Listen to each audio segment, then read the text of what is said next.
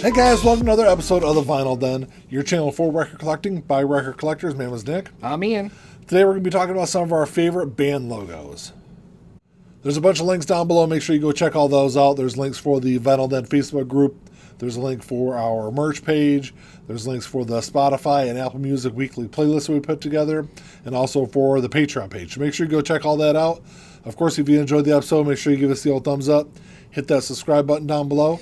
Make sure you hit the notification bell so you're notified every time we release new episodes.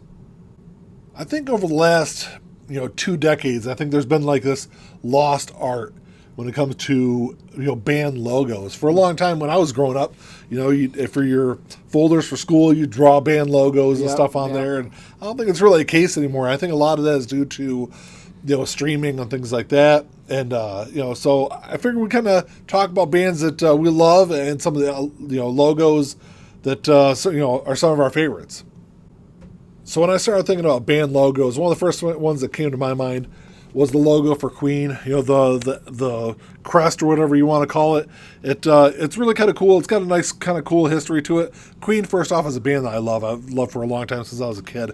But Freddie Mercury drew this logo with elements that represent each member of the band. So I always thought that was kind of cool. I don't remember which element goes with which member, but if you look up online, there's all sorts of different theories behind it. But and it's instantly recognizable, which I think is a sign of a good logo.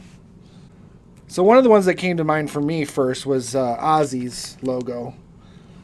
It was like you were saying about drawing it in school. This was adorned all of my folders and absolutely, and it's, I get the glare off though. Right, and it's one that's kind of standard. He hasn't put it on all of his albums. He altered it a little bit in '91, and then which I didn't even realize until we started recording this. Yeah, it's not too different, but it's kind of altered for No More Tears. But after that, he didn't use it at all until I want to say until 2010. But now it's kind of back, and it's on Scream, which came out in 2010, Ordinary Man, and now the next album, Patient Number 9. Yeah. So he's got it back, and it's always been a favorite logo of mine. Like I said, one that I would draw on everything. Yeah, I remember I saw a lot of kids in high school did the same. It's a very recognizable logo. Absolutely. I think another band logo that's very iconic, very recognizable when you first see it, of course, is the Metallica logo. And, this is the logo I think they've used it's been on all their studio albums. I don't think there's ever been a variation of the Metallica logo, is there? Well, Saint Anger didn't have a logo on the cover. But I think they still use that logo. I think other than that, it's been standard on all of them. Yeah, but I take that back. Load and Reload did not use that. What logo did they use on? I think they just used like a standard font or...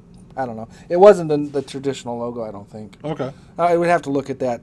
So if you're out there in internet land, don't crucify me for that. But I want to say Load and Reload uses We'll find out as soon as we're done recording because I've got copies. Right. Of them, so. But I think those two albums are the only two that didn't use the standard logo on. Yeah. But it's just like I said, it's one that you instantly see it and it's Metallica. The font, the way it's scripted on there. It's I don't know who came up with this logo, but they've used it. Like I said, obviously this is Kill 'Em All. They've used it since their first album. So it's I don't know. I'm sure one of the band members probably came up with the logo. Yeah, but. And it's another one that I would draw all the time in my notebooks because I was only in school to do that kind of stuff. Yeah, not to learn. No. And I just looked. Ian was correct. The Load and Reload definitely it used a similar kind of font, but it's still is definitely a variation of that original font.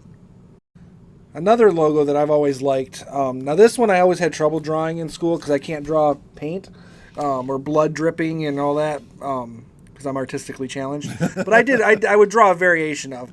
Now, to preface this is not a logo that goes way back. No. I mean, it does. It goes back to '86. But pretty much since then, he hasn't used that on all of his albums. He's used it with a lot of his merchandise. Yeah. So it has become a standard kind of logo, and he has used it on the last 2 albums. Last 2 or 3, actually. I think, last 3, I think. Yeah. So it's I see it as a standard logo. It's universally recognized. Like I said, he's been using it on his merchandise forever. But I've always liked this one the best. Yeah. As far as Alice's. Prior to that, though, he never really had much of like a standard. Nothing standard, no. Yeah. No. I think it's kind of different on every every album. So, going back to '86, I guess that is a long time ago. Yeah. For those of us who are Old or aged, we don't necessarily see 86 as a long time ago. No, not necessarily, So, but it was. Yeah. One band logo that probably doesn't come to everyone's mind at first, but it's one that I've loved for a long time, and I think it's very iconic. I think Metallica kind of made it really popular in the mid to late 80s, I would say, but. Well, I mean, they covered a lot of their songs. Yeah, so. well, several of them. But anyway, it's the logo from Misfits. The Misfits used this font from the very beginning, from the early Danzig stuff, all the way through their last few albums. I think there's 7 studio albums that they've released in total.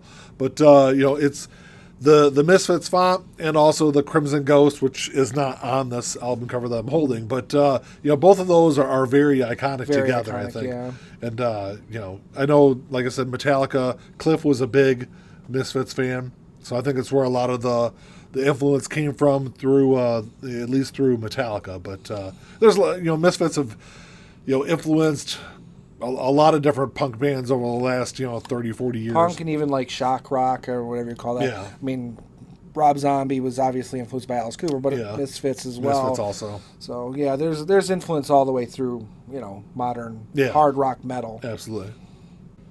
So this one's kind of a newer artist, and it kind of goes against, like you were saying, how there isn't a lot of effort, or doesn't seem to be a lot of effort put into logos and album artwork these days. I think this is definitely an exception. This is an exception to that, and it's Ghost.